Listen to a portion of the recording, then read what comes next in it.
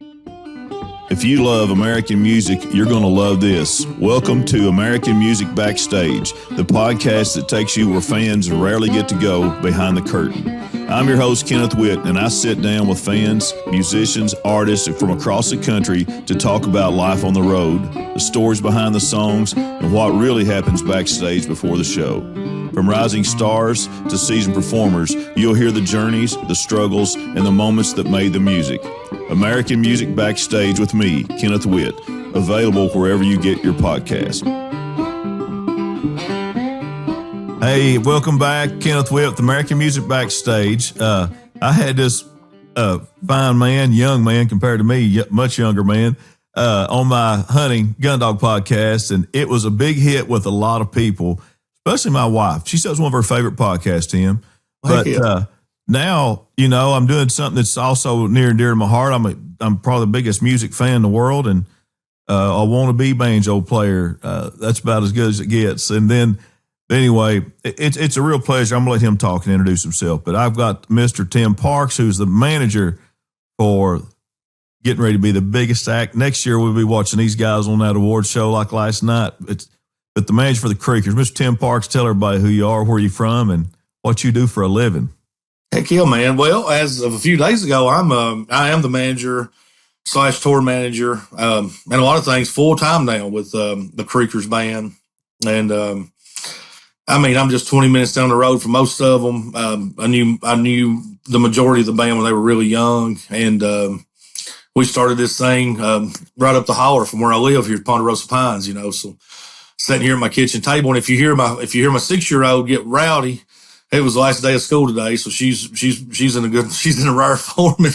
She's a little hateful when I got in from golfing a while ago. So I apologize to the public out there ahead of time. But yeah, Kenneth, I had a great time, and to hear your wife say that, I appreciate it. I've always enjoyed talking to people that's passionate about what they do, which is you, and I'm passionate about what I do.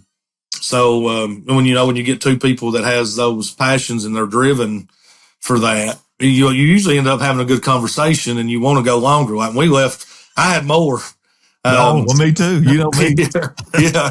And it sucks that every time you've been to Nashville and got to hang with the boys, I've been doing work, and I've got to barely and briefly even see you. And next time we'll try to spend 5 or 6 hours together and get something to eat or whatever, and maybe in the evening.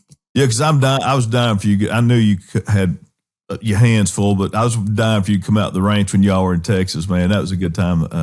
But we'll do that. Yeah, I would love it. And we all really wanted to go to the ranch. You know, we had a travel day, which our agent put that tour together beautifully. Yeah. And I'll say that now it's hard getting down there. It's hard getting back. But while we were there for that week and a half, we routed perfectly. And that travel day, everybody had different things they wanted to try to accomplish. And there was no keeping Tanner and Jagger back from the ranch, but everybody else had like some things to do. And I was trying to like keep in the middle to say, hey, I'll stay here or do this or do that. And I had some things I had to do too. And I felt like we'd been on the road so much, I didn't want to drive another couple hours. Yeah. It was pouring rain, and it was nasty and cold, which is not the norm here. But Tim, man, there's so much has happened since we did that podcast. It really wasn't that long ago. But at that time, you guys had just signed with Warner Brothers. You had a lot of stuff. At that time, you couldn't even really talk about tour-wise. Since then, man, you all played some big shows. Let's talk about that. Yeah, at that time, I don't think we announced Merle Fest, Dale Fest. We had announced Two Step In that was down there. Red Rocks with Eric Church. It was there. We had said that we're eventually going to play the Opry. We don't know when. We can say that. We just don't know when yet. Yeah. That's up to the Opry and Warner, but we've been accepted into going there. Wow. Wow. And when we mentioned that, so but there's a lot of them. Like if you look at that tour schedule, and there's Railbird, there's Bourbon Beyond. Here in Kentucky, there's Master Musician, which we first met, or people from Warner. It's the first time Scott Safford that you had on your show that did amazing, by the way. So he's such a great human being and a charismatic character and another passionate guy. That's the first time we really hung out with that group. And we wasn't leaning Warner until Master Musician. And I hope they all can come down this year and have a reunion. Manchester Music Fest, which I created. This is going to be my last year of doing that one. I think we'll blow it out of the water. Here in this small town of 1,200, we usually get 7,000 to 10,000 people. And with the Creekers in here this year headlining, I mean, it's untelling, right? I mean, yeah. And it being my last year, and then if the weather's nice, and then we got Laurel Cole, which is a big one here. And there's just really 5 shows in the state. And people, and there's offers coming from everywhere. And I want to tell people why. These big shows have radius clauses, and we play all of them for y'all. And, but when you're playing the big shows, they put those clauses out, and you got to choose, do you want to be up and down the road doing this show, or do you want to do this show? So if you lose Railbird if you choose another one. And it sucks, you kind of have to choose, but everybody now wants to play Railbird. It's a 40,000 people, right? Or 30,000, whatever's there. And we're playing the Burl 10 at the same time that Red Clay Strays did when they blew up. Bourbon Beyond's on like that Saturday, I think, with like Hootie and the Blowfish and Red Clay Strays and Stapleton. And I may have that wrong, but I feel like that's right. But, those are the shows we want to play. Because we've never, up until now, we've never had a chance to open for people like Eric Church. Or now, we played the Ryman with Oak Crow, and we just did a late night jam with them and Charlie Starr from Blackberry Smoke there at Merle Fest. So getting to meet those guys, get in their world a little bit, them meeting us, seeing how that is. Selfishly for me, it's, we want to, I can't speak for the rest of the band, but I think I can. We want to experience what that's like. That's probably a bucket list, once in a lifetime experience that we would like to try, because, who knows what the future holds. I hope it's all daisies and roses, but if not, we can all look back and tell our kids, hey, I was up here at that theater with Charlie Starr and Old Crow Medicine Show, man, at Merle Fest. And when we can tell them that we were there, we can say we were at Red Rocks opening 45-minute set for Eric Church and sold out in less than 10 minutes. So yeah, those are the things that I think we all want to tell our kids, and they tell their kids growing up. Tim, here's something that last night to me spoke volumes. I didn't watch the award show. I was working here at the house, but I saw a lot of the results. And the reason I'm getting on this topic, man, I think the timing is perfect.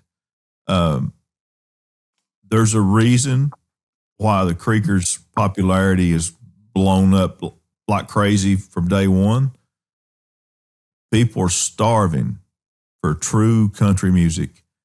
And if you've seen last night, if I recall the wins correctly, Ella Langley won 7 awards. It's never been done before.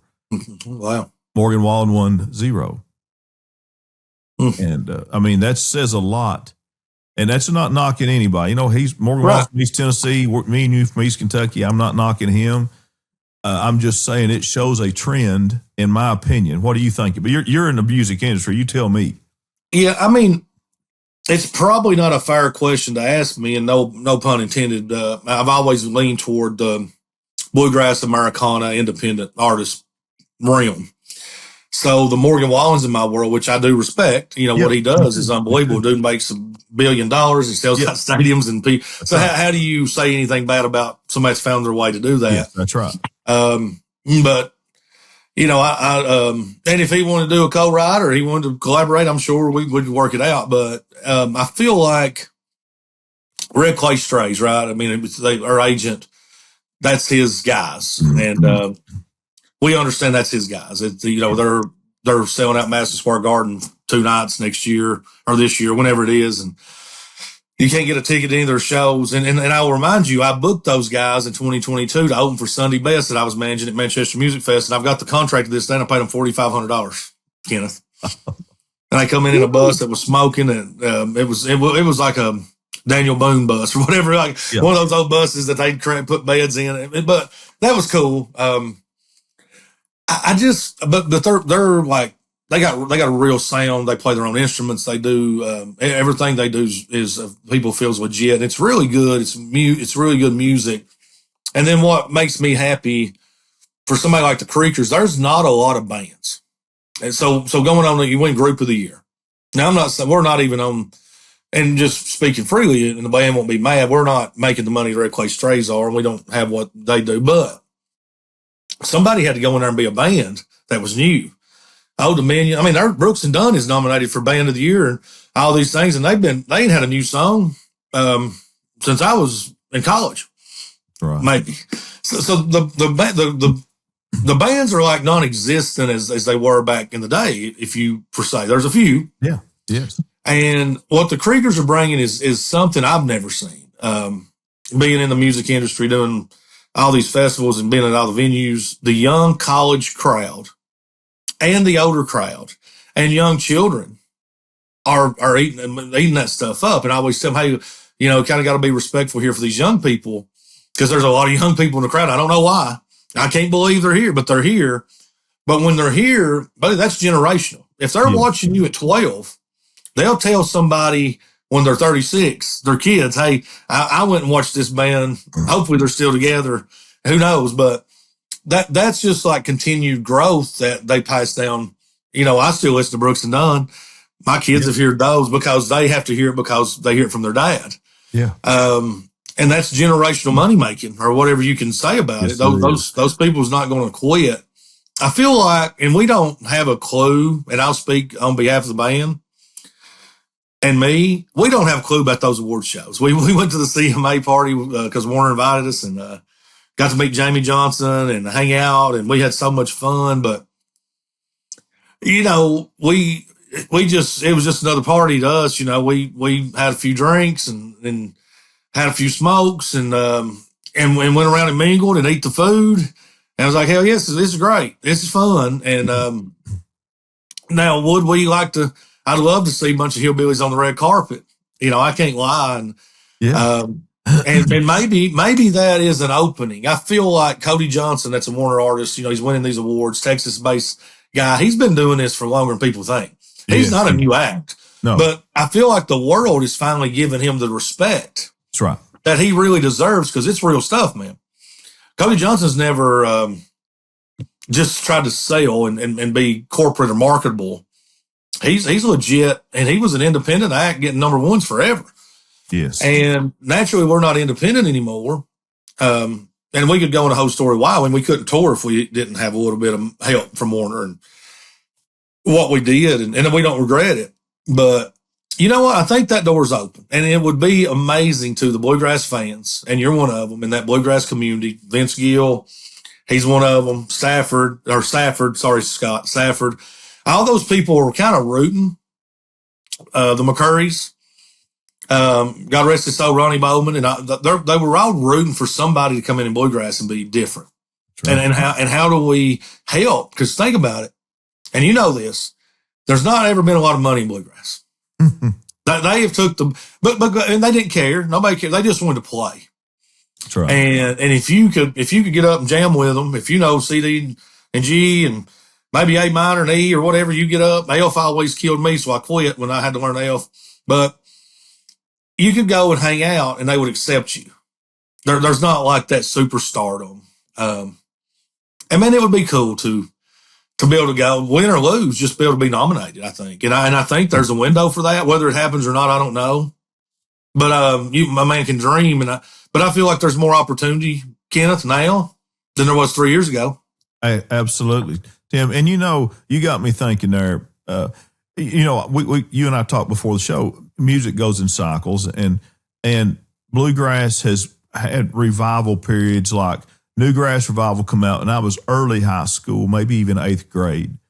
And it was a kind of a surge. Even before that surge was the 70s with that Dave Grisman, Grateful Dead, and Bob Dylan, those guys, and the Dirt Band playing bluegrass stuff. And then it kind of died again, big time, until really, I can't remember. I'm pretty much a music nerd, but I think the next revival of bluegrass was when Alison Krauss did "Don't Close Your Eyes" with Keith Whitley. Then she shot up to stardom, and then "Oh Brother Where Art Thou" was right after that. But they got that movie, because they had already popular from the Keith Whitley song, and then again died down. But I really feel like the Creekers, that next Newgrass revival, that next matter of fact, this coming Thursday, I've got podcast coming out with Ron Block, the banjo. Yeah, player. oh yeah, man. It's awesome. Such a nice man. But I feel like, Tim, that your group that you manage, and I want to tell these listeners something. Tim Parks, the man sitting on the other side of the screen, is solely responsible for putting that act together. Now, them boys are all, minus Anna, they're all from the same area, and they knew each other. But Tim got that fiddle player, put her with them. I mean, you got those boys visibility, and they didn't care about visibility as so much. You were just putting a good band together, and look what you've done. You deserve a lot of credit, Tim. Well, and I'm humbled that you say that. And there's not a day goes by that I don't talk to Tanner, ever. And there's probably not a day goes by that I don't talk to Tanner twice. And there may not be 2 days go by that I don't talk to Alan. And I'm talking about talk to him physically on the phone. And there's never 2 or 3 days go by I don't talk to Ashton, So, and there's never, ever a day goes by that I don't send them something in the group that says, hey, give me a pass list for this show, or this stage plot's due, or because sometimes, when they get home, they're spending time with family, and they're getting, they're like, Tim, don't text me. I ain't doing nothing. And I'm like, well, I need this info, because they're badgering me over here at Railbird to see what vehicle you're bringing. Make sure you don't bring no guns. We've run into that in Texas. Don't bring no gun. Not that we're out there trying to, but everybody on the band, if you meet us at the Cracker Barrel, we'll have guns. But you can't do that going into to these shows. So we got to leave the guns at home. And it's amazing, man. It's amazing from seeing it. Well, they played Alan and Tanner's played my stages throughout the years, and Anna, because I've known Anna a very long time too. And they've all played in some capacity, either together, separate. Yes. And then, but they've all been right up, and I point this way, because right up the holler, where the Ponderosa Pines are, and in some capacity, they've all been there in jam sessions playing. Bluegrass has a lot of these jam sessions when on any 3 nights a week, or 1 night a week, or at least twice a month, there's somebody up there jamming, and those boys would be a big part of it. I can't lie that there's still pinch yourself moments. There's still moments that, I want to just break down and cry and thank God. And I do. And there's moments that I want to kill all of them. And, but I wouldn't want to do it with anybody else. It is the greatest collective group of people and they all pretty much wear their heart on their sleeve, and they're all very honest. And you have to know who the Creekers are. Now, when they're honest in a nice way.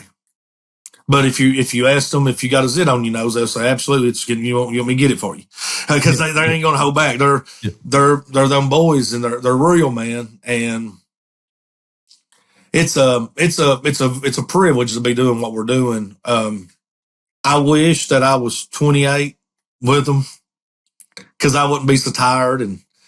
But I couldn't do what I was doing if I was 28. Now, no offense to the band. You have to kind of go through this stuff for a minute. Would you've been there too. Yeah. But man, I'm so proud of Tanner. I mean, I can announce that he is now a paid songwriter in Nashville, Warner Chappell Records, or Warner Chappell Music. And dude, he just wrote with David Lee Murphy the other day, and he was going to write with Ronnie Bowman before he passed. And, he's about to write with Wyatt McCubbin, that's won a Grammy. Yeah. And those songs that this guy is pushing out. And Scott Stafford said something the other day on your podcast that was like, when you ask an old songwriter, is this guy going to be good? And he's like, well, let's see what he's doing. Let's see how much work he's putting in. You remember that conversation? And yeah. Tanner's working at it. And I really believe this with all my heart. Alan Hackers, we all know, is a generational vocalist. There's no doubt. I think he's top 5 in the world. Yeah. I don't think you can argue that unless you're tone deaf. It's unbelievable. Excuse me. What he can do vocally. It's just powerful. Tanner is also great vocally, but I think Tanner's niche in Nashville, not only with the Creekers and being a vocalist with the Creekers, is going to be a songwriter. Yeah.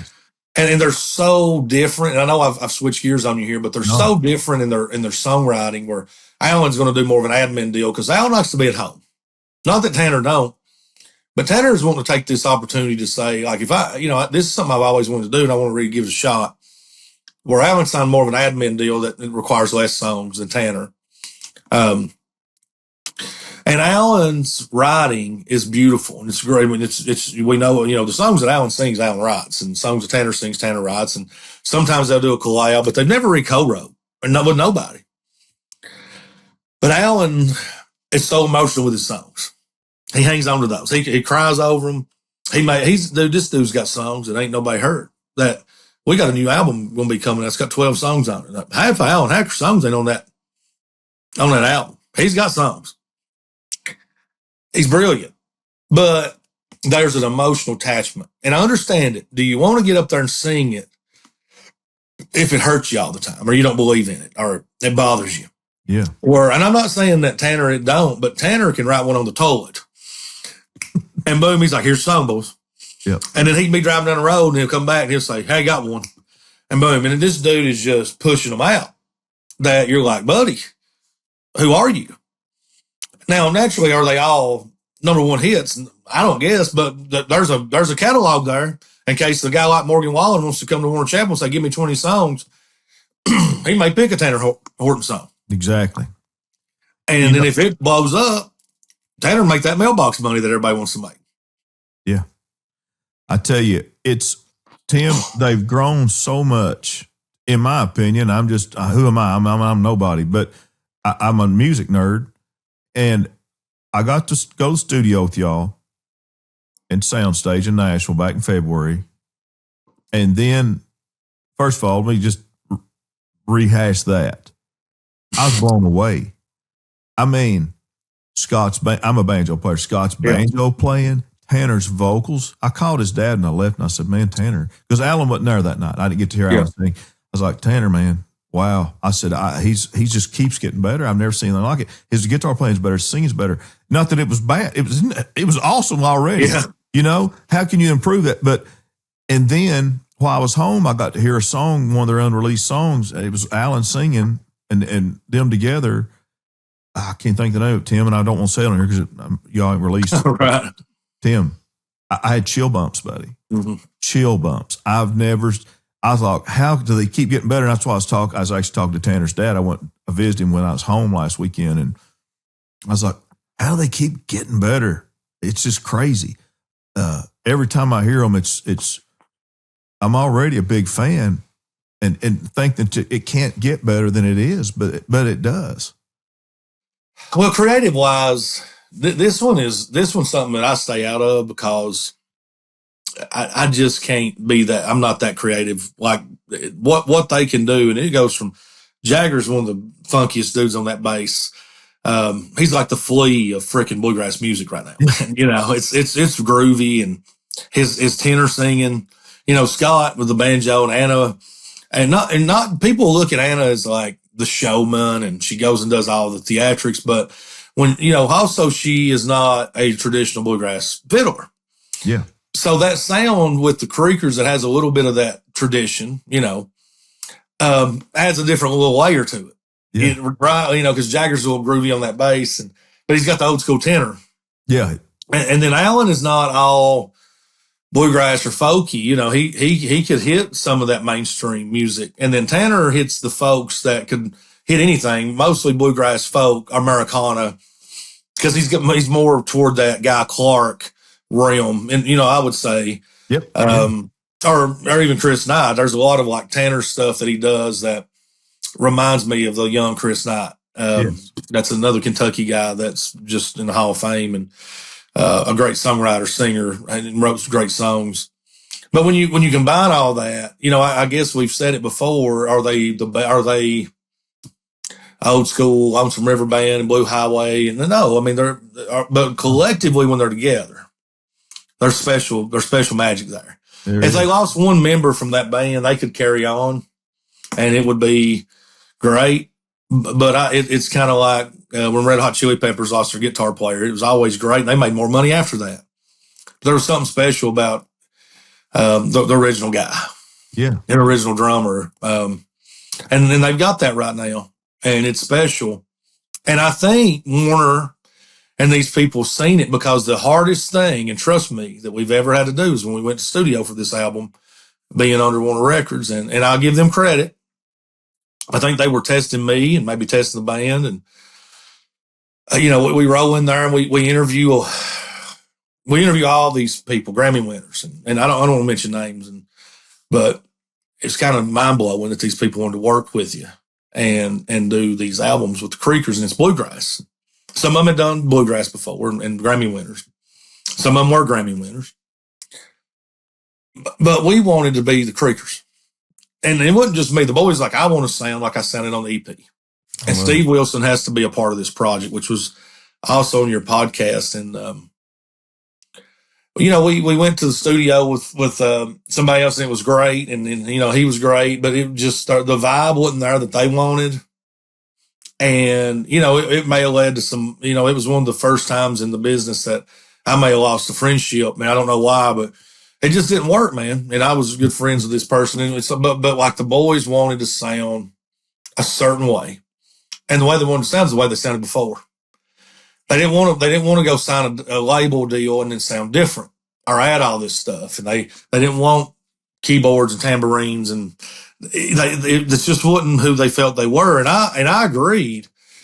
Now, with that being said, was it hard to get through that on my end? Oh man, it was. I come home and I told Chas, I said, I don't know if I'm cut out for this corporate shit.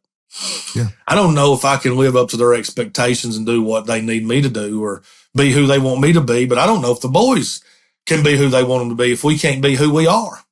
Because we all have to be, unfortunately, when you're down here where we live, we all selfishly got to be who we are. We don't know what the hell else to do. That's right. If you said, Tim, I need you to come to Texas and we're going to this black tie event, but I need you to talk different, act different, walk different.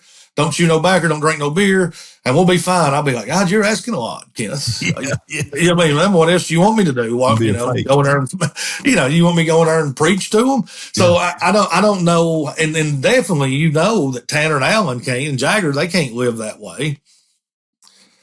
So guess what? We got what we wanted, and we got Steve Wilson, or we got what the boys wanted, which was Steve Wilson in the studio. And even though he's great at what he does, in my opinion, they had all these songs done. And I had them all on my cell phone, right, with a recording. So me and you could sit here at my table and listen to them all. We knew they were going to be great, but the music wasn't around. And they had picked around here at the house or their house and kind of practiced them. But when Steve got with them and arranged that, listened to it 2 or 3 times and said, what if you do this? And what if you hold off here and do that? Is where the magic is. And I really give Steve a lot of credit for not just producing, but I feel like the biggest thing he's done for those guys is the arrangements. Yes. And it's been beautiful. And this new album, man, not because I'm their manager. Well, I mean, I have to be biased, and you'll be biased, and my girlfriend out there will be biased. I don't know how this album can't blow up. Yeah. It is unlike anything you've heard in this genre of music. Are you tired of hearing the same songs over and over? It's time for real Texas country. Turn up txcountrymusic.com, streaming free 24/7 from the cowboy capital of the world, Stephenville, Texas. From Texas legends to the hottest red dirt artists, this is the music Nashville wishes it still made. No subscriptions, no monthly fees, just authentic Texas country music anytime, anywhere. At work, in your truck, at the ranch, on the road. And the best part, you can listen anywhere in the world, right from your phone, smart speaker, or computer. Stop settling for corporate playlists and hear country music the way it was meant to sound. Listen now at txcountrymusic.com. Texas country lives here. Tim, I was so shocked.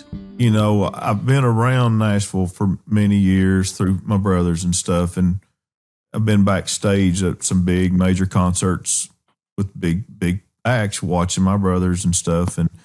But I still can't believe that I walked into that studio and there were no studio musicians, and it was straight up the Creekers. And of course, I've had Steve, Jagger, and Tanner on since then, and I've talked about that with them at length. But I didn't even know that still existed. I didn't think that had been done in Nashville in 30 years, that the band didn't have Brett Mason there playing guitar and Jerry Douglas on the dobro or Stuart Duncan on the fiddle, and it's, oh my gosh, it was so refreshing, and I still can't believe it. Yeah, I mean, when you got a 6-piece band that does what they do, why would you and you had success on a song that was basically the top 5 streaming song in the world, last year and early into this year. Why do you change that mix? Right. Why do you tell Hannah not play fiddle? Let's just let some girl that's, or why would you ever tell Tanner not to play guitar? But they would accept anybody in their circle, but they're so close as this family. They'd rather have their circle. Now you can go eat supper with them and you can go have a drink with them and you can sit there in the studio and pick with them, but they're more comfortable looking at each other and doing their stuff in that studio. And I think there's a beauty to that, Kenneth, right? I mean, that is, nobody is on that album. Now, look, we may have a guest in there to play on one song because we want to. I don't know if it'll work out. We may have one doing some singing on one song if it works out. But that's different. That's people we've asked to kind of come in and do some parts. But as far as that album goes, with 12 songs that's going to be on it, it's the Creekers album. Yes, it is. Tim, it's just like, look, man, you were a college basketball player, and just think if you took the Clay County State Championship team with Richie Farmer and Russ Chadwell, if you'd have pulled them off and put the Rex Chapman in there, who's a great ball player, it would have been a different energy, man. You can read each other's minds. Them guys, I played in a band for 8 years with the same group. And you feed off each other. You read each other's minds. You're together so much, and that's, you can't duplicate that in a studio with studio musicians. Yeah, and if you see their schedule, dude, we've had 2 weeks off, and so we're leaving. I don't know when this will come out. We're leaving on our first tour bus run. Yes, they're meeting us at our house to head to Morgantown, West Virginia, then into Dale Fest, Dale McCurry's festival in Cumberland, Maryland. But if that everybody's so excited, and then they're worried, like, sure, it might be a little rusty down there at Morgantown. We ain't played. They ain't going to be rusty, but they've played so much. When you're out on the road 100 some dates, realistically, you don't have any choice but get better. And if you are doing something wrong, which has happened to a lot of bands, if there's drugs, if there's too much alcohol, if there's, if you don't go to sleep, those things really affect what happens to a band or a basketball team or employees and every day. And those guys have got where they understand what their role is and how to play the role, just like a basketball team. Basketball team, everybody can't be the lead scorer. Everybody don't get to shoot the same, pass the same, dribble the same, right? Everybody don't sound like Alan Hacker. Everybody don't sing tenor like Jagger. Everybody don't play the guitar and have that charisma like Tanner. Or those riffs like Scott and that box that nobody else really has going on besides Ashton right now in the bluegrass world.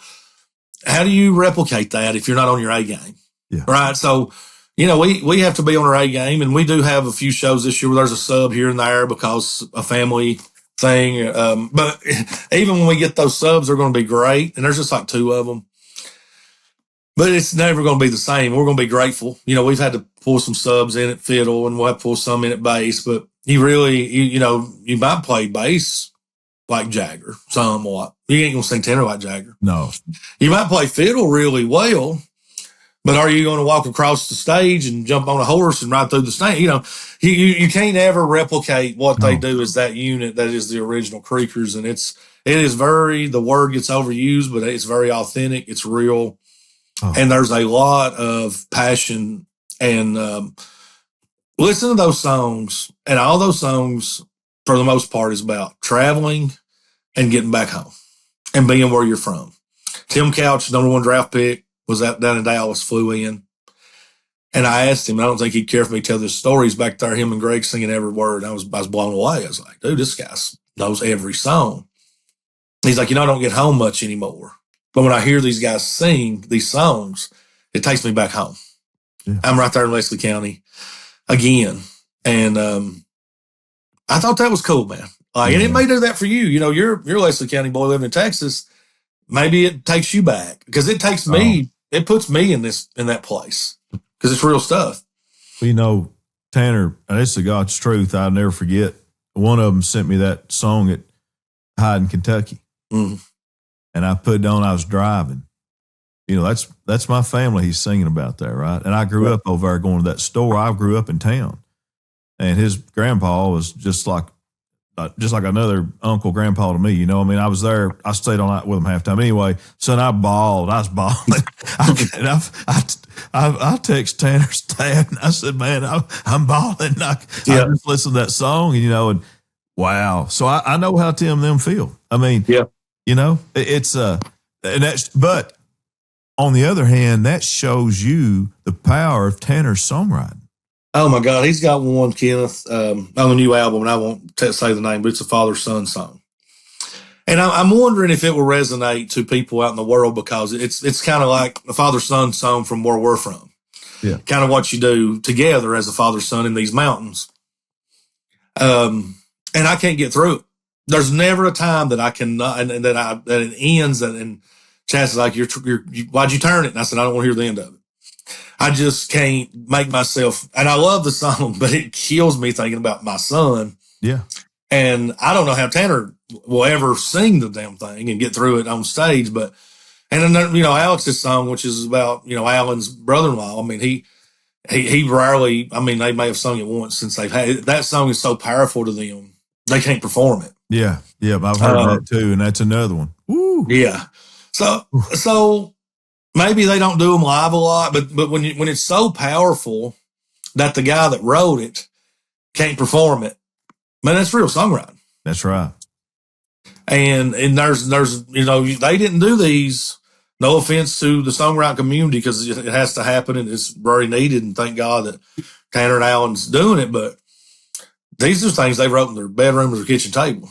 But way before Warner Records, and way before lawyers, and way before business managers, and before me and you was talking about this, these are things these guys did, sitting there, figuring it out, and had something on their mind. Not thinking about getting 70 tour dates. And that makes it real, because you're not really chasing something by writing these songs. That's right. It's just, it comes to you, and you put a piece of your heart out into the world. And then the rest of the world, even if you don't live here and you hear that song I'm talking about, Tanner sang, or the one that Alan sang, it will resonate with you. Yeah. In some form or fashion. And that's what music does to us, right? Like me and you, Safford, T. Graham Brown, Don Rigsby, all these guys that you've had on your show, which is an amazing show. And I love this show because we travel a lot. We listen, all of us listen to you at one time. And we love it. But we get into music, especially like people like me that's on the business end, we get into it because we're fans. We don't write songs, and we don't perform songs. But it's hard. And the people that do it the best, like Safford, and I think some of our A&Rs, I don't want to mention their names, but the people at Warner, they're still fans. And as long as you can always be fans of what these guys do, or somebody else that you're representing or being a part of, and you love it and you're a fan, that passion won't die. You're a fan of the music. Naturally, the people writing it, singing it, performing it has a different perspective, because they got to do different things with it. But I'm just a fan. I am a fan of the Creekers. I listen. I can't believe when I'm on the golf course, whoever I'm with makes me play the whole album. I still listen to more Creekers music than any, and I've heard every song a million times, but it never gets old to me seeing that live. No. It's of you of all people, because you're with them. But I get it too. Right now, Tim, I do 2 1-hour radio shows on the weekends, because I don't take ownership of the station. So that's all I can do right now. So anyway, I do a show an hour on Sunday night called Red Dirt Revival. It's Texas country. But I always put a Creeker song in there because it fits the Red Dirt sound in Texas. Just like Texas people love Sturgill Simpson. They love Chris Knight. They love Gary Stewart. Yeah. And Tyler Childers. And they're going to love the Creekers. And you all prove that here at when you came to Texas. We'll talk about that in a minute too, that Larry Joe Toto stuff. But and then I have a show called Bourbon and Backroads, and the theme of the show is that, hey, I'm from the hills of Eastern Kentucky, and I've lived all the way out in the oil fields of West Texas, and I'm playing you all the music from there to there and everything in between. And I play them on both of them. And I'm like, man, I could sit and just play a whole hour of Creekers, Anyway, I will say something. It's a real good compliment to you and the band, but y'all came to, first of all, I want the listeners to know this. if you're not from Texas, and I'm not from Texas, I've just lived here 14 years. Texas country is they have their own music chart. Yep. Okay. It's different. It's been that way for many, many years.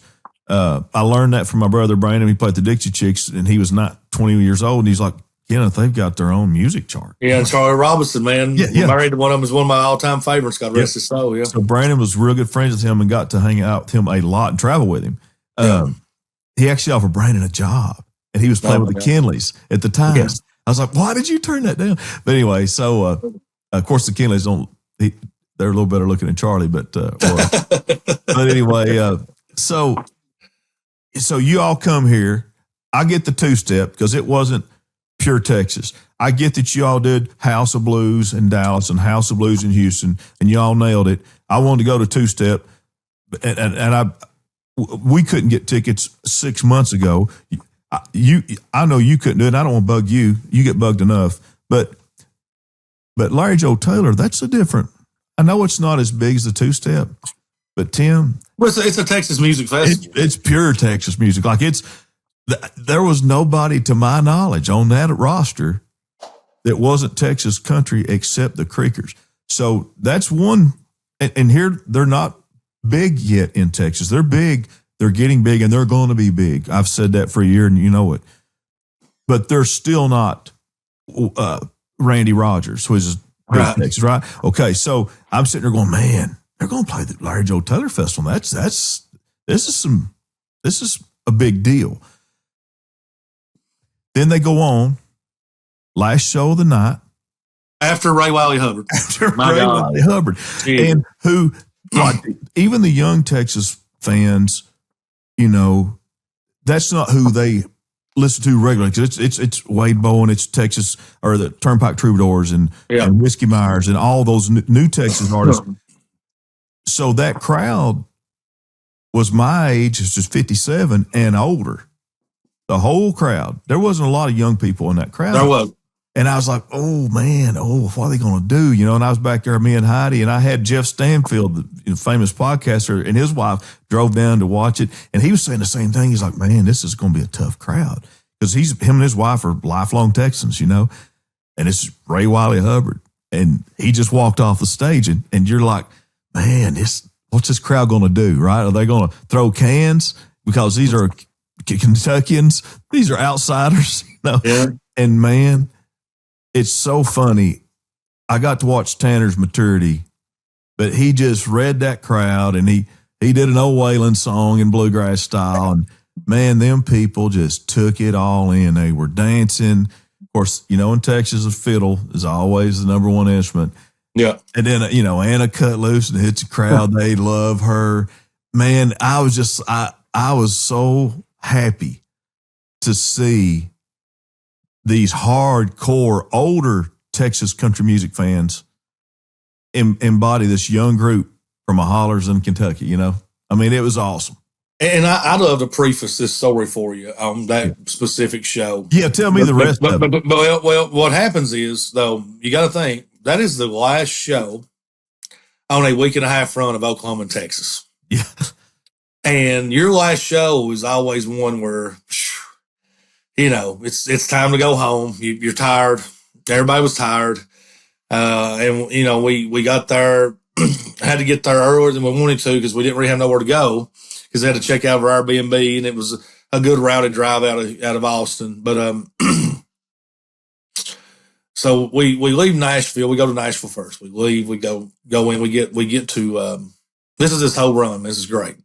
We get to Tulsa, 10:15 p.m. Well, half of us is starved to death.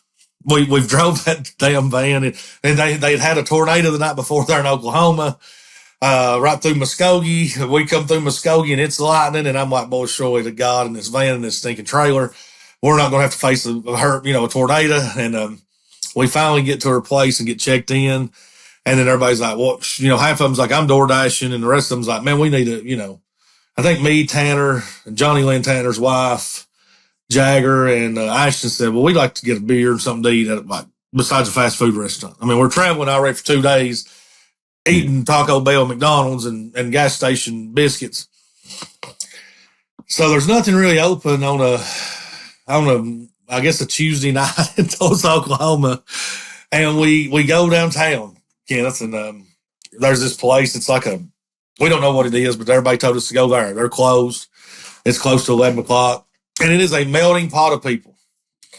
There's like us walking in that just don't look like we should be in there, which is most places out of Clay County and Leslie County.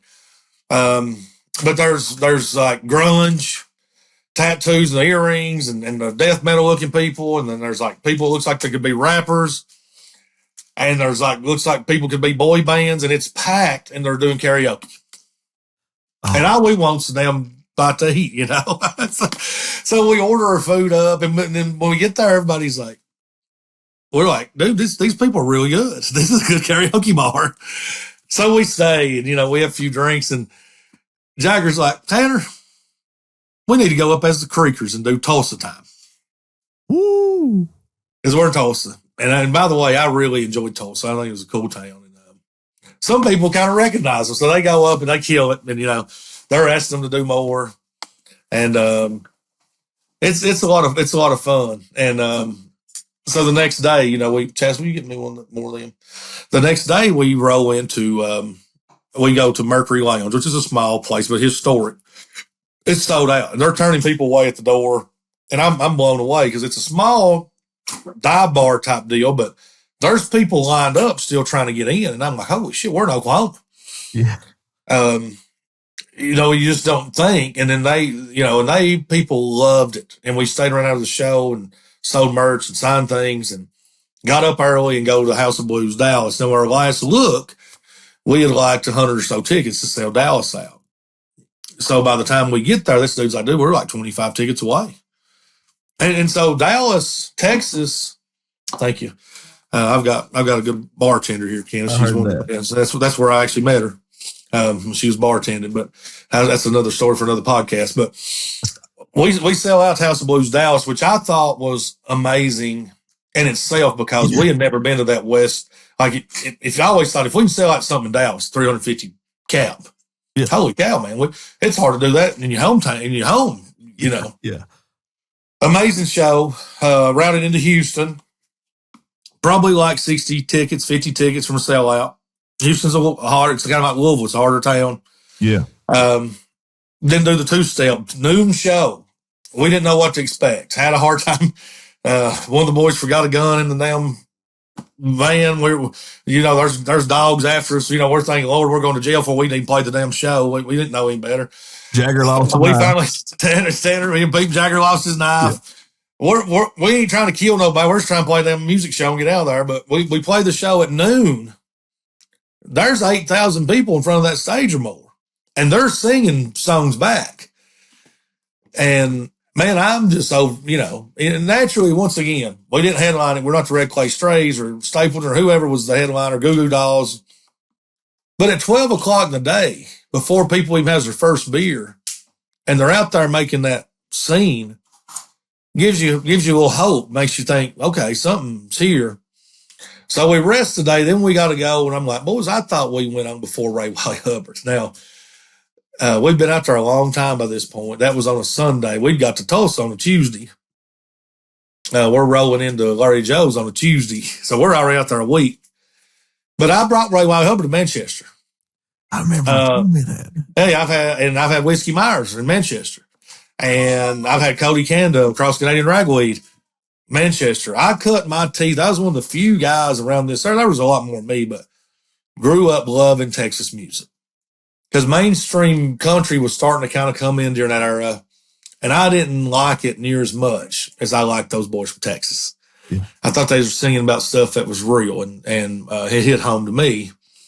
So I got to hang with Ray. I mean, I'd been around him a few times previous, and it was a dream to me personally to sit with him for 30 minutes and hear him talk about, you know, he knew a little bit about the Creekers. He's like, I'll write with him. And I was like, Tanner, if you ever get down to Texas, you can't say no. Like, this is the ultimate co-write. Because Tanner and Ray, oh my God, it just fits. But you're right. So that show, when Ray gets off, it's cold. Yeah. It's been hot all week in Texas. You know, I played golf down there. We went to Top Golf. We had such a good time, and it's cold. I've got a hoodie on because I had to go buy one from the merch booth of Wade Bowen's because I didn't even have a hoodie on that trip. It's sprinkling like mist and rain, kind of getting muddy out there.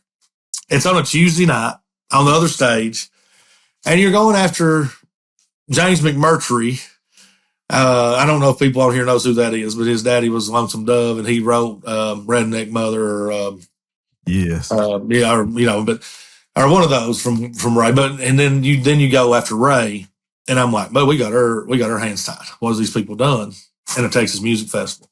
And Tanner, the first 3 songs, breaks 3 freaking strings. That's crazy. I've never seen anybody do that. Never seen it in my life. But somewhere with his comedy and Scott's comedy and their killed it too. Their rapport with the crowd, they got behind the Creekers about 5 songs into that thing. Yeah.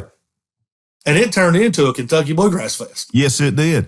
I was, and I tell you, Tim, I was sweating it, man, because, I'm like you. That's like watching a kid play a ball game, watching the Creekers, especially in where I'm now is my new hometown. It's not my hometown, but I live here near Stephenville.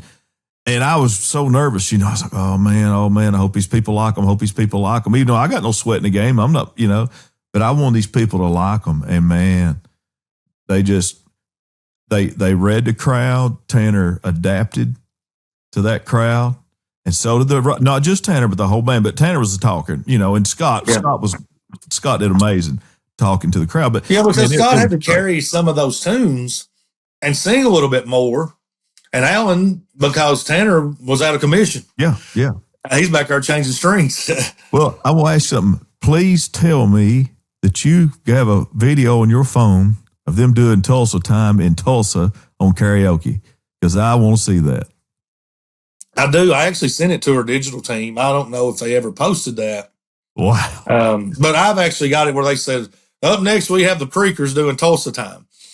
And it was crazy because that whole melting pot of people in Tulsa of all different races and colors and religious beliefs and whatever that, was singing along with the Creekers Tulsa Time.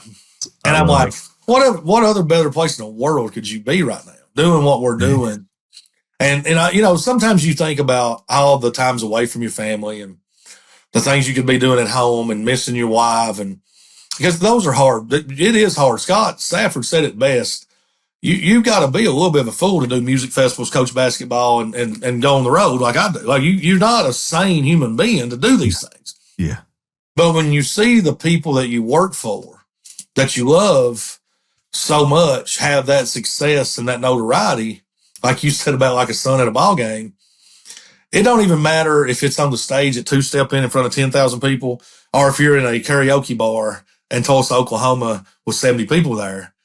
It is an amazing feeling to see those people give a response. Yes, it is. And I don't know what it is about watching the crowd reaction to people. Man, when we was at the Ryman, Kenneth, I was shaking.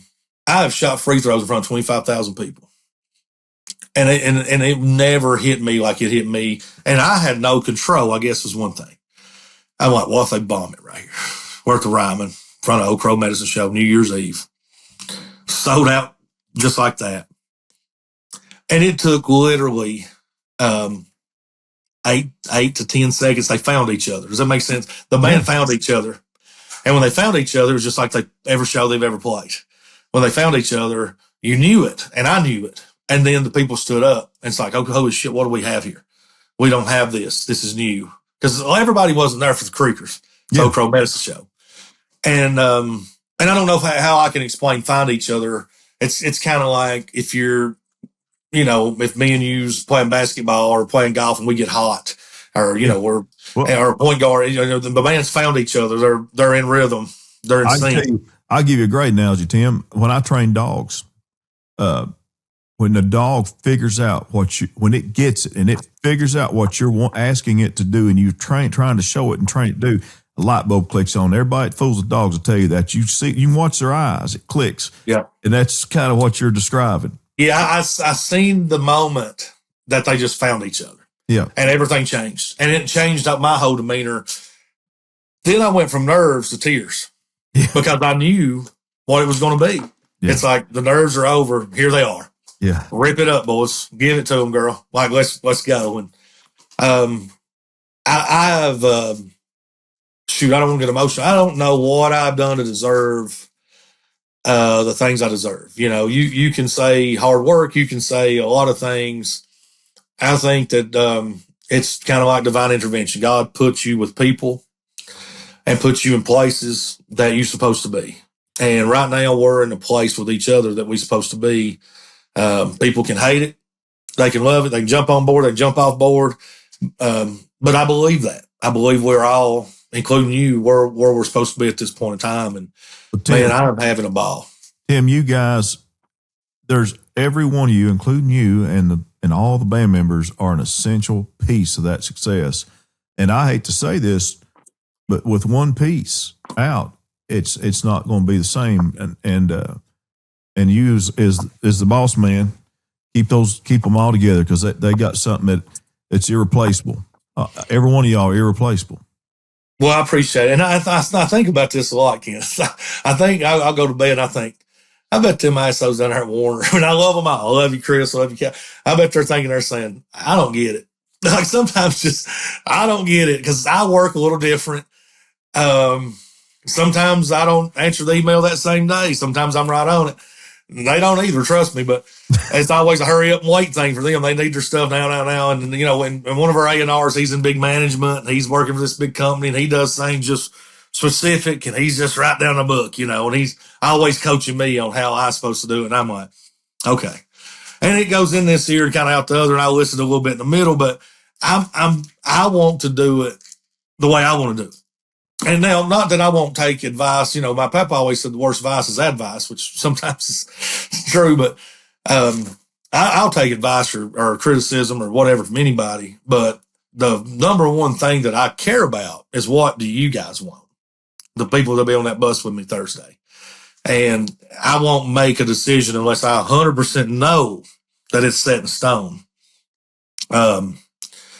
That's the decision they want to make. And I'll give you an example. Nobody knows this.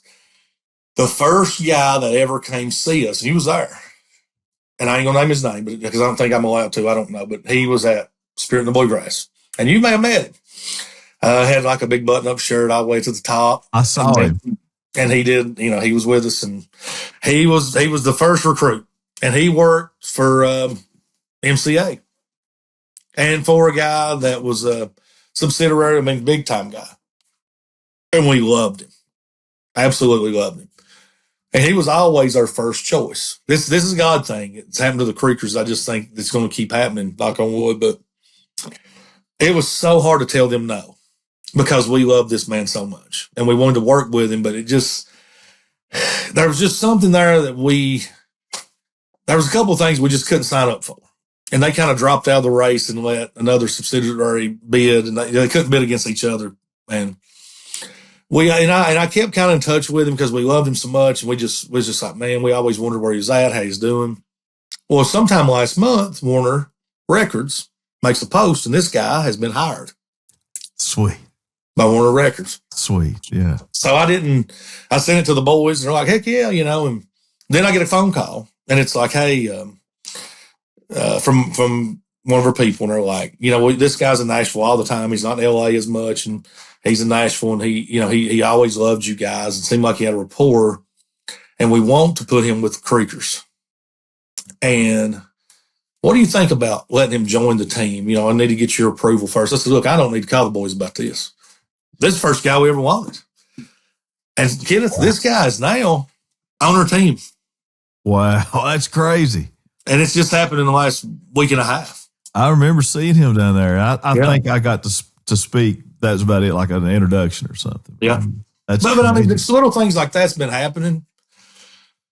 And I don't know how to explain it, but it's like, it just seems like good things keep coming. And we get out on the road here. And first introduction to a tour bus, I'm going to have to go get my sleep study so I won't keep them all up with my big snoring. And everybody's got their earbuds and everybody's got their space. We're like, think about it. We've been on these vans just for us standing up is going to make a big deal. And we've got, you know, probably 40 some dates now on those things. And we never even thought of a damn tour bus 4 weeks ago. It was not even in our mind. Um, and now here we are. Not that that's the end all. It's just it's a great thing to have, and Yeah, it's we're comfortable. all excited about it. Yeah. Well, And it's a big artist. It's like, oh, you got a tour bus, but to us, it's a big deal. yes, yeah. You can get up and go to the bathroom. You can make a sandwich. Yeah, You don't have to stop at every Buc-ee's. yeah. Man, that's crazy. But I'm so glad. I mean, you know, just a quick example, and I'll shut up. I know we're getting late, but Tanner, when he left the ranch in Jagger, and I saw y'all the next night. I saw him, at Larry Joe. Tanner said, "Man, I've been up all morning on Zillow." I said, "On Zillow?" It's Tanner. And he said, "I've been trying to buy me some property down there where you're at." I said, "Son, buy my ranch. It's for sale." He said something like, "I can't afford it." I said, "You're going to be able to afford it real soon, brother. So you need to remember that. And it might still be for sale." So, but that was so funny. Kenneth, let me tell you the funniest story about that. So we go to load the trailer the next day, and it had shit all over the side of it. I was like, "What? Did y'all go down Kenneth and go four-wheeling?" And they're like, "Man, these roads down here is like mud." So we try to put her stuff in, and there's antlers. We couldn't even put her stuff in, and then Ashton's like, "Boys, what in the hell what have you done? Go down there and I mean, there's just antlers from here to the wall. That's just, and I'm like, what is this?" And they're like, "Oh, you'd have loved it, boys." We got them off of Kenneth's trees, and I was like, "What did you do?" What is my own the antlers that are fresh finds? So the color I keep them in the house, and anyway, the ones that are faded, I'll hang them in a tree. I've got this tree at the house, and that's slap full of antlers. I got them all the way up it, and then in my barn, I've got a couple heads, like a ram head and stuff, and gosh, I don't know what all I had in there.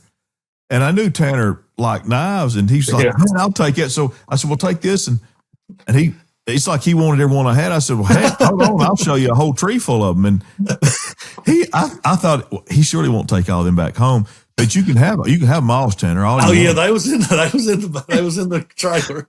We had to move them damn things to the back to get her suitcases and stuff in the trailer. I wondered what that looked like. The next morning seeing it was overwhelming. It was like, what did y'all do down there? Because they didn't get back till late, and I had took a nap. And I was the only one up, and I was watching WrestleMania. And then they come in and said, "We're starved to death." So they door dashed. But the tail's on the road. It's just like anything else, just like a ball team, what stays in the locker room and what goes on in the locker room stays in the locker room. But some of that stuff you can always tell. And yeah, I don't think that you can put a price tag on memories ever. The thing that me and you's doing now, one day your kids and my kids will see, and it may not it don't matter if it gets 1,000 views. Somebody that cares about us will see it and cherish it. Yeah. And somebody at those shows will cherish it. Kenneth, we were doing that Kentucky Bluebird song in Nashville during the ice storm. That ice storm had come through there, and we was trying to cut that song, and we were stuck. We were the only hotel that had electric. It was miserable down there, and we were able to get the one studio that was available. And so what them boys would do is every night they would go down to the front of that lobby of that hotel and put on a show and practice. And Steve Wilson would arrange their music. They'd play for 30, 40 minutes. People would be down there clapping, having the best time. It was just like a bar scene in the Comfort Suites or wherever we was at. I don't even remember what hotel it was. But there was a night, and probably shouldn't tell this story, but it's on my heart, that Ashton, we were all going to go out and eat. And Tanner and Jagger just left, and there wasn't no Ubers available, so you had to drive because it was so bad out. And I was about to go with the rest of the band, and we had got a message from somebody that was upstairs that's fighting cancer. And their son and them were huge Creekers fans, and they had heard that they'd been in the lobby playing, and they wanted to know if they could come upstairs and do a FaceTime video to the son and sign some gear. So never mind that dog, but I called Tanner and Jagger, and I was like, "Boys, where you at?" And they're like, "We're just left." I said, "Come back. Let's see if this is legit. Let's at least go knock on the door." And sure enough, it was legit. I didn't do anything but go up there with them They play. That lady sang them a gospel song. They give her some merch and signed it. FaceTimed her family. You know, we didn't put none of that on Facebook or do any of that, but those are the kinds of people that you're talking about. And no matter what happens with music or money or tour buses or stadiums, I think for me, as long as we can all be that same person to that person upstairs with terminal cancer and making their day feel a little bit better and their son and their husband's day feel a little bit better, I'll be completely happy with this. And I think that's our calling. I think it's all our calling. Yeah. And I know a lot of people do things like that, and I don't not want to really brag, and I probably shouldn't, but that just hits home to what kind of people you're dealing with when you're great. They're great musicians, they're great vocalists, they're great writers. They're also great human beings. And Alan Hacker reassures me all the time, if you're not with us, I'm done. And I'm like, no, you stay the course, Alan. But it reassures me of our relationship and our friendship and our partnership. Yes. And we've made deals that I've done to take less money just to make sure that they get what they deserve, because I know one day it's going to be fruitful for everybody. That's right. Yeah. And I can't express the gratitude and the humbleness I have just being on the road with. And look, every day ain't beautiful. Sometimes there'll be an argument, and sometimes somebody pout, and there's always something. We're human beings, but that also makes it beautiful when there might be a little bit of something going on, and then all of a sudden everybody gets on stage and it's over. Yeah. Then it's great again. But that's what families do, right? Like That's every right. family, you That's don't just wake up and hug and kiss and smooch. You're on the road, man, and you're tired, and you're trying to fight for showers and food and trying to get on stage on time, get to the next town. And so the sound guy's screwing up, and then they're late getting your sound checked, and then you got a gun in the van, and they got dogs running you down. I mean, you're going through it, but it's all a beautiful story.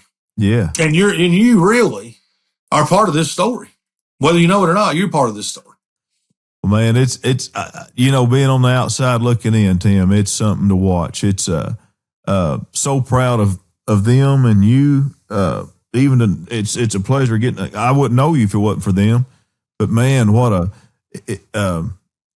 I've been saying it for a long time, but it's still it ain't even started yet. Well, if it hasn't, can you imagine? You're already worked to death, but yeah. Well, and that's fine. I hope so. I listened to Scott talk about Ella, and her rise and superstardom, and man, I don't think we ever think about that though. Yeah. You know what I mean? Like, we don't have talks about that. We don't really talk about like a lot of music. I mean, we'll listen to like Charlie Robinson and Bruce Robinson, and me and Tanner's big fans of those people. But I mean, I don't know. We just live, man, and just do what we do, and we try to take a little bit of our home into somebody else's home. And it used to not be cool to be a hillbilly. Yeah. And now you roll into these towns and these cities, and with a pair of overalls on, and you denim shirt and your blue jeans, and they accept you a little bit better. And I think it's the cool thing now. I think people understands that, and I would love, and that's what I've always asked Warner or whoever interviewed us. How do you come here to this Ponderosa Pines where we live and tell our story? Because if you don't come here and you don't stay for a little bit, not just a night or two, give me about 4 weekends a year, you start to understand who we are. Yeah. Not that we're any better or any different, but we live our life differently. Yeah. I'm guessing the way somebody in Seattle lives is totally different than the way me and you lives, or somebody in Houston, Texas. But the story here is beautiful, as you know. Tanner lives right beside the parkway and I call it a petting zoo over there. He's got enough stuff you can pay it. I can take my youngins. They have the best time ever was. Right off the side of but he's in a little holler back there, right close where the Osborne brothers was. It's a petting zoo. And Jagger and Ashton live. And man, if I took some people down to Redbird, up in them hollers, it scares the dog shit out of them. Yeah. Jack's Creek and all that. Yeah, man. So, but there's nobody harmful down there. It's just a different way, and everybody's got their gardens out. Me and Chess it's election day tomorrow, so she's off. So we're working in the garden tomorrow, and I cannot wait. Yeah. because that is ancestral passed down to us, to get out in that garden and do that and put up corn, put up beans. Well, y'all still do that. Tim, I've got a friend that I met here the first day I came to Texas. I actually went on a deer hunt and met a gentleman named Clint Gregg. He's from Crockett, Texas, East Texas, over in the Piney Woods part, southeast. And man, we've been friends. Now he and I have hunted all over the world together. But when I used to have that place up in Frankfort, that farm, and I took him home, and I'd always tell him about Eastern Kentucky. And I took him and another buddy. My other buddy was from Owasso, Oklahoma, outside of Tulsa. And I took them out there. We hunted Frankfurt, and stuff. And I said, "The boys, on my farm, this ain't Kentucky. This ain't Eastern Kentucky." I said, "Y'all, y'all go home with me." And I took them home. I took them up the head of Greasy, on a 12 truck, and they scared. They was looking over the hill. We're going to go off a hill. I said, "No, boys, no, we're not. We're fine." And I drove them up Pine Mountain and down the other side, because that curvy it is. They was green, car sick, and about to die, ready to jump out of my truck. 2009 into 2008 into Greasy Creek, there ain't nothing like it. And that's where there's still, you hit 2008, and I worked for the state for a long time. There's still not blacktop. You're on a gravel road. That's a state road. Yeah. And there's one left in Harlan, and there's one, it hits the Harlan County line there. And that's the only ones left in the state that's a gravel road by the state highway department in Kentucky. So they still tell people, me and Clint, we still hunt together, and we got some trips planned, but he got educated. He said, "Boys, I never, and then he's from East Texas, grew up on a ranch, he's a country boy." But I was like, "I know your country." I said, we're a different breed. Yeah, man. And I wish, I tell you, Kenneth, I wish you could be with us some. And the one thing I love about all of them boys, Anna's traveled a lot, right? But when them boys when they go into a place like Tulsa at 10:30 at night, they remind me of my brother and my mother. They're always looking around their shoulder and they're scoping. It takes them a minute. They're always navigating that room, but because they got that feeling like, should I be in here? Now, what's really cool to see now, and really curious, especially Alan, last time we was in Nashville doing something, he said, "I've got this Nashville thing pretty good." That's like, "You do?" He's like, "Oh yeah, I've got it," because he's been there so much. He's found a comfort level in it. And Tanner don't even turn his GPS on anymore. He just goes in Nashville. Yeah. But it's cool to see that because where they're from, you have that little around the shoulder, looking around, making sure you're okay, because you ain't been out of the holler a whole lot. And I always love seeing it. And I'm like, "Hey man, we're all right." I'm big old boy. Tanner's big old boy. But as we go, it gets better. And it's a beautiful thing. And I don't ever want them to lose that. Scott Safford told me we were doing a show in Manchester, Tennessee, Common John Brewing, and I booked it for, at that time, Tennessee just kind of went, and we started getting calls, and I was booking shows, and wasn't a lot of money, but I thought it was a lot. We all thought it was a lot of money. They're like, "Yeah, we'll do that show," So anyway, and we love those people there, and I'd love to do a pop-up someday, but I didn't even, besides Bonnaroo, I didn't know there was what happened in Manchester, Tennessee, Yeah. And Safford he comes to a lot of our shows. It's amazing. And he said, "Man, I want y'all to enjoy this. It's sold out quick, and people was just into it." He said, and he kind of hinted this on your podcast. He said, "When you get in those stadiums, and you get in these big places, it becomes a business and a job. And it's just big, and you hear a roar." And he's like, "But these places tonight with these people singing and wanting merch and just wanting to give you a hug and tell you a story." He said, "This is like when it's really cool to me." And he said, I hope that you can get to that part. But the cool part for me is seeing, can you get there? Yeah. Or if you can't, this is fine. And I said, if we can't, this is fine for us forever. And we meet so many. We was in a place called Dunlap, Tennessee. They treated us so good, and I can't believe the number of like what we sold in merch at that place. And they had like a band called Great White. They played the night before us, and it was a Sunday, so I got to take my 6-year-old, and Chas went. We all drove separate, and went down on that trip as a family. You know, they had no alcohol or anything.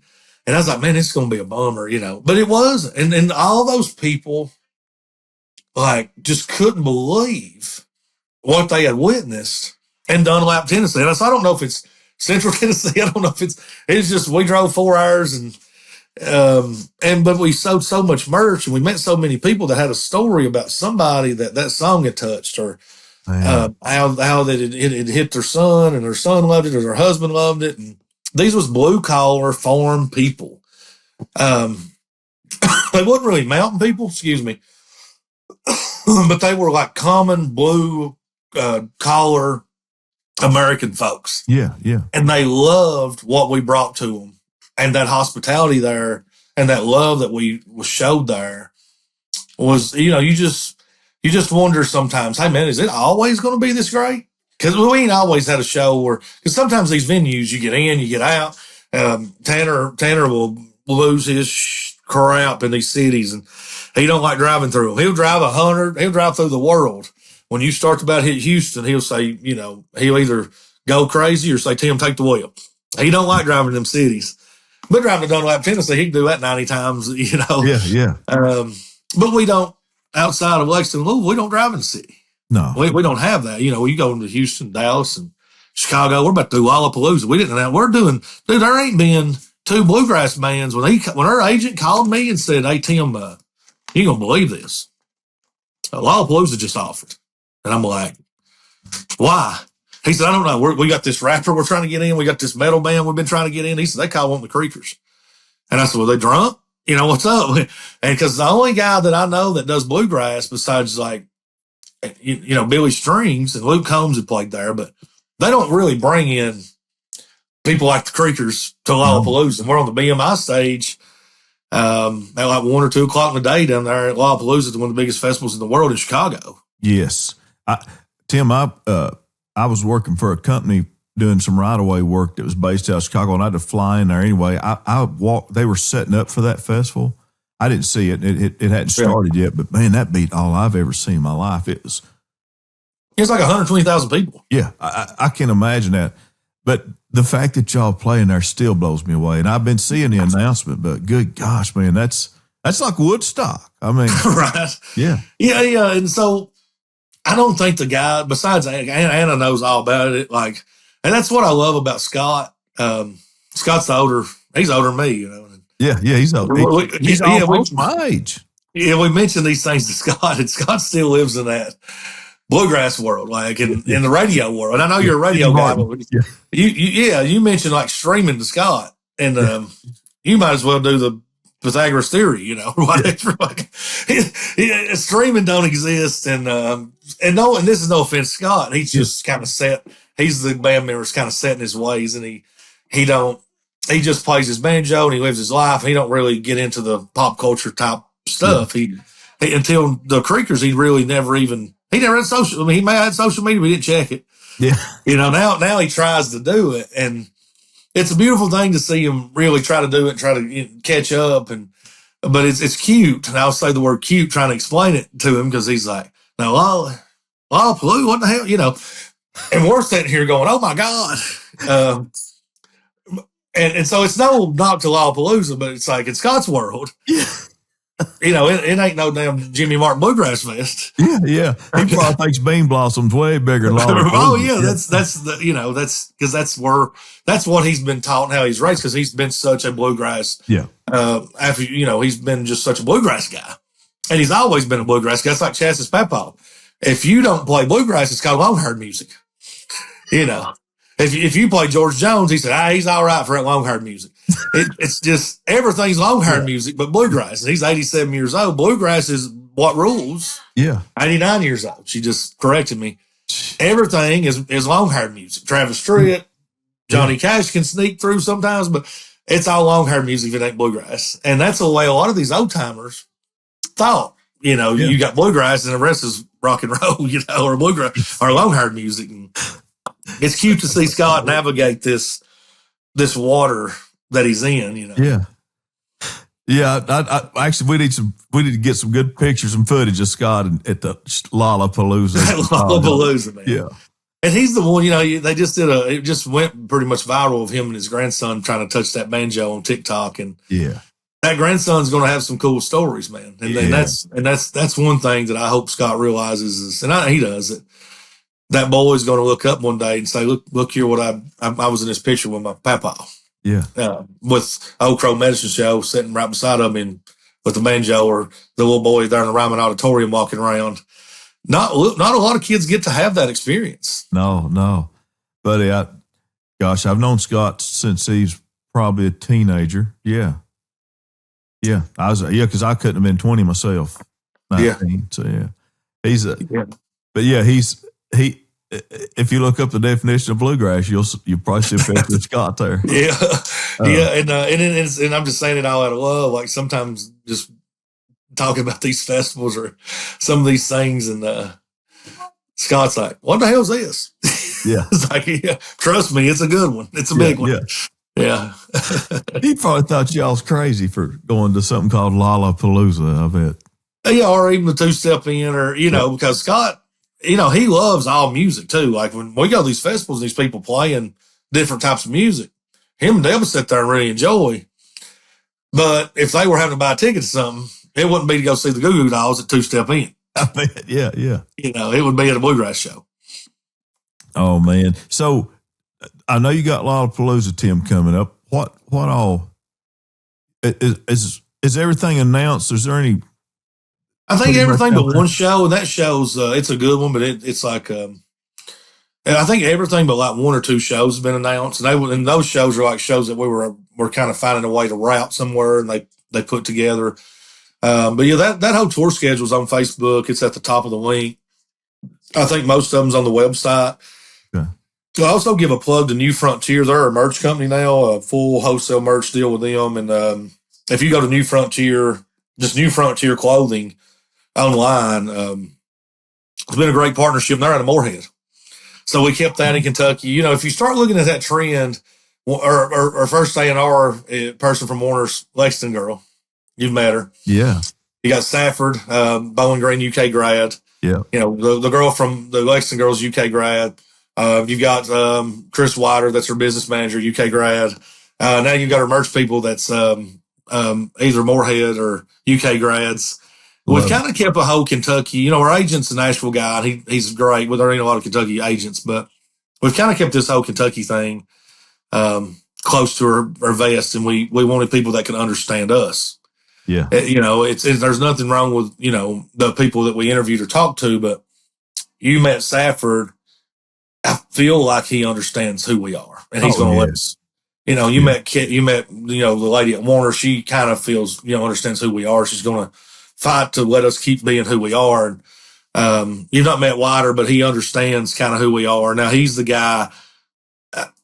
I think he'd be great to get on your podcast, because people don't understand why you had a lawyer until Scott told him. Business management has saved us all. I couldn't have managed and did this business side. Tanner's wife may have been able to do it, but it would have exhausted her, where she'd have hated us all. Yeah. Having a business manager at this point is amazing. We've got one of the best in the business, and then having just a team. We've got just a team around us. We have a digital team. That's important. And it's super important, because it's stuff that we don't want to do. Yeah. And it makes it easy on me, that before me and Tanner's trying to get content, or Alan or whoever, and we're hiring these camera people, which we still do at times. But our digital team can put all this stuff together without us having to work even extra hours to try to get content. Because now when we're home, we want to be home and, hugging the babies and the wives, because they sacrifice a lot by us not being there. As Scott said when he was on the podcast, it's a brutal thing unless you can navigate it. Yeah. And, but I think the guys have found their niche in it. I think I found my niche in it, and we lean on each other, because if you can't lean on each other at this point, who do you lean on, right? So, yeah, we lean on each other, and we trust each other, and we talk to one another. And if there's hard nights out there that you hear a song, and you're like, damn, man, I miss being home. Or Alan sings one, and you start saying, but that you have a job to do, and it's one of the greatest jobs in the world. and let's be humble about it instead of be mad about it. And Yeah. then we'll be home for 4 days and we'll take advantage of it and spend every minute with our kids that we can. No, man, it's you know, it has to be an exciting time for y'all, and it's sure exciting on my end, man. I love it. I love seeing new announcements that y'all put out, but I'm not want to brag, but I knew it. I knew y'all had it. I knew they got it. I knew it was going to happen, and I never doubted what you all could do and are doing. I've never doubted it. And it couldn't happen to better people. Well, thank you. Yeah, I tell you, I'll leave the podcast on one that I've been living my life with this, especially here lately. Ray Wiley Hubbard, man, and if you want to wordsmith, you want to listen to things that make you think, and having that conversation with him, and we were talking about publishing and talking about how our paths have been different. You know, that I'm not no more reading the festival scene anymore, and he's doing limited shows, doing more with Lucas's son, and not full band. I mean, we just had a great talk, but got this song called Mother Blues, and he's singing out there that night, and I'll let the audience listen to it. And, you know, Ray Wiley Hubbard will tell you after the second song, he's like, well, if you haven't figured it out now, I'm an acquired taste. And some of you that's leaving don't acquire to like it, and the ones that stayed may acquire to like it. Now, after this song, y'all may leave, but it's going to get a little bit weirder from this. But at the end of Mother Blues, there's a line that he says, and I hope that we as human race can live by it. And it says, the days I keep my gratitude higher than my expectations, I have really great days. Wow. And I feel like that's where we all need to be. And that's where I'm at. I try to wake up and keep that gratitude higher than expectations. And if I can do that, which is hard on days, but if we can do that, we'll have really good days, Kim. Man, I'm a highly driven person, Tim. I need to listen to that because I think I live the opposite. Yeah.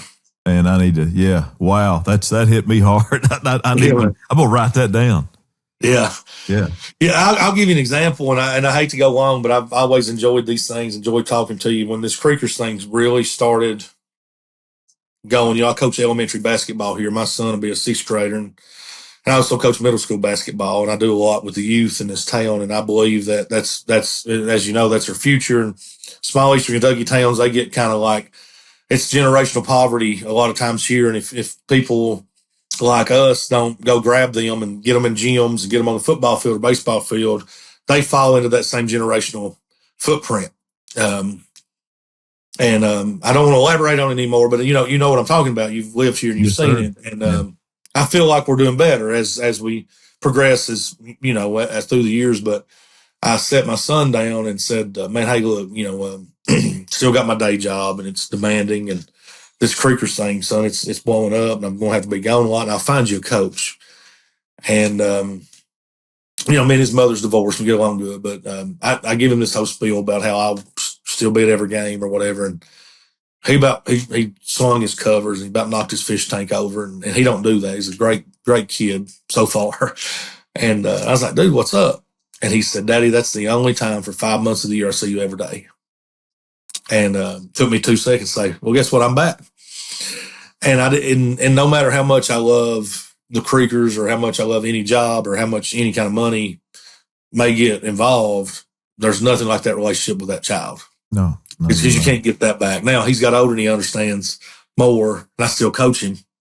And the Creekers let me have that freedom during that time of the year to coach basketball. And we don't play a lot of weekend games, I'll tell you that. But it humbled me. That humbled me by saying, hey man, I put other things in that path that I shouldn't have. Yeah. And sometimes that's all it takes is a little bit of humbling. Yeah. Yeah, you're right. And I definitely am guilty of being a workaholic, man, and not putting priorities where they should be, have the wrong priorities, I guess. That being goals and all that stuff. And I need to get self-check every now and then. Yeah. Well, keep that gratitude higher than your expectations and you'll be fine. That's some wise words. I'm going to write that. I think I might put it on the chalkboard at the radio station. Mr. Ray Wiley Hubbard. He's one of the best. Yeah. Snake Farm. Yeah. Just That's like, sounds nasty, you know. yeah. Pretty much is. And you know, he's a cool one, man. You know, you got to think I think he's 79 years old or 80 years old or whatever he is. And he never stops writing. He never stops going. He's grateful for the shows he gets to play. Yeah. He's grateful to take the stage. And who would think, you know, back in the day when he was doing it and running around with Willie Nelson and Jerry Jeff Walker and all the Texas, that he'd still be doing it at this level. It's amazing. It's amazing, yeah. And now what these artists want is they want 5 years of a lot of success and bankroll that money, and then they do limited tours, and that's fine. Yeah. But see, in his era, they didn't have that option. You had to keep burning the roads up and be a road warrior. And it's cool to see that from the old timers and get that advice and get that wisdom. You know, they're the people that we can learn from more than anybody, because they no matter what we've done as the Creekers, we haven't done what Ray Wiley Hubbard's done. Yeah. And we won't until we're 80. Yeah. Yeah. Make it that long. Yeah. Yeah. Well, Tim, man, it's always been a pleasure. And you and I, we've never not found something to talk about ever. I love that too. Listen, we'll make this a regular thing. I'll check back. Yeah, let's do it every couple months, man. Let's do a check-in. Yeah. I love that. That was your idea before we started. I love that idea, and we will. Man, I'll be plugging you guys. I'll be playing you on the radio stations here in Texas. And honestly, before I forget with this while we're on there, when y'all get new music, make sure I get it first, and I'll burn it up on the radio. Yeah, man. Yeah, we'll go. You just hit me up. Well, I'll hit you up. I can kind of tease that tentatively June 5th could be the new single. Okay.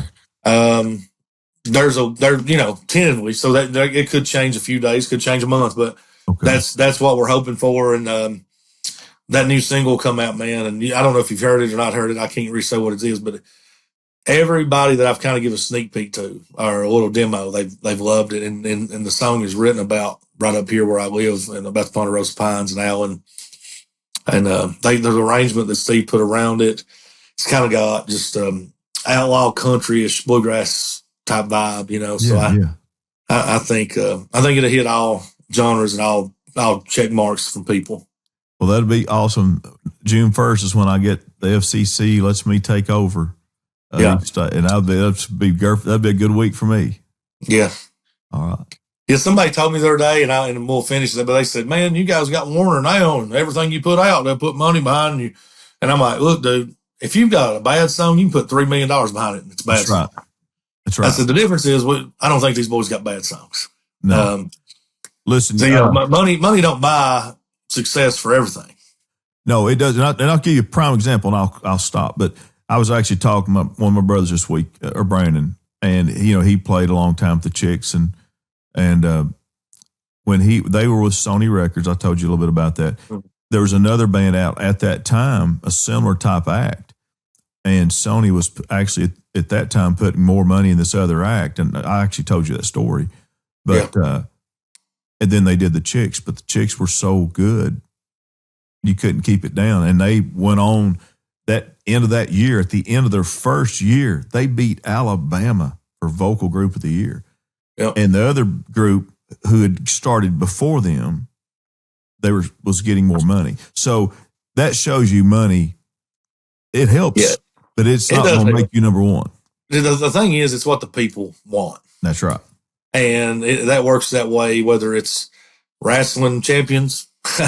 There's a reason Hulk Hogan had that belt forever. That's who the people wanted, and it works that way in politics. You can fake it for so long or have somebody in there, but eventually the people's going to speak. And when the people speak, it's a powerful thing. There's power in numbers. Yes. And we had no marketing behind Tennessee or the album. We had a Facebook post that said, "Hey, we got an album out." Nobody cared. It gets on TikTok on this one video that wasn't even just by accident. The people spoke. That's right. And so when the people speak, man, it's powerful. Now that there's a fan base, and now that there's more people that know who you are, and now that you may have a couple dollars to market, naturally, yeah. But if the song's no good, the people will let you know. That's right. But if it sounds good, they also let you know. So we'll see. And I feel like the people will enjoy. I know me and you enjoy it, whether they do or not. That's right. Tell you what stuff I heard at the studio and the other cuts I've heard from you guys, it's getting ready to come out, is blew me away. I can't wait till I can hit the button radio station and put that on the air. Let's go, man. Man. Yes, sir. Tim, it's still daylight out here in Texas. Well, it's not here now. It's dark out here, but I still got time to watch Monday Night Raw with the little girl. So see, we're in good shape. Wrestling fans. Well, I gotta go feed a bunch of dogs before it gets dark on me. Well, listen, it's always a pleasure. And, hit me up anytime, man. I'll keep you in the loop. Text me. And, everybody just check out the website, Creekers Band, Facebook at the Creekers, Instagram, the Creekers, TikTok, the Creekers. Go give that thing a like and a share. And, go give Kenneth a like and a share on this. If you want to hear us ramble on for close to 2 hours, there ain't nothing better to do on a Monday night. But I appreciate you. I appreciate everything you've done for us, and appreciate all your help and how much you promoted the band. And I feel like you're a big part of the team. I really do, and I know you're a great friend. And so yeah, man, thanks for everything. Hey, you're welcome. It's my pleasure. It's an honor for me to even know you guys, man. I'm proud to do it, and I'll keep doing it. Thank you, sir. All right, we'll see you, Tim.